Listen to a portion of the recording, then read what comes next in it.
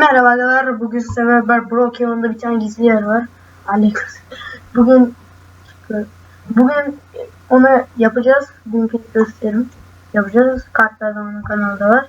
Brawl Stars videosunu çektim. Yarından bugüne hazır olacak. Aga hemen gizli yerlere gidelim. O videoda olduğunu bilmiyorum. Arkadaşlar bunu ben göstermedim. Aga'nın videosunu böyle yaptık. Bunu gösterdik. Onu izleyin. Şimdi arkadaşlar bunun arkasında bir tane kart var. Ona göre vermeyeceğim, onu ben alacağım. Arkadaşlar bakın millet gelmiş. Evet, nereye gidiyorsun? Aga dur. Millet dedim galiba bir kişi. Ana motor gidiyor. Şimdi arkadaşlar bununla giriyorsunuz. Arkadaşlar.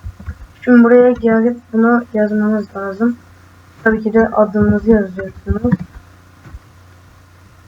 Pasport oldu gördüğünüz gibi. Bunu açıyorsunuz. Yani gizli yer budur. Buraya kartsız da girebilirsiniz aslında hileyle. Biz ilk başta onun videosunu öyle yaptık hileyle. O zaman ne yapalım? Bu videomuzun da sonuna gelelim ve izlediğiniz için çok teşekkürler. Anlayın, bir sonraki videoda. Hoşçakalın.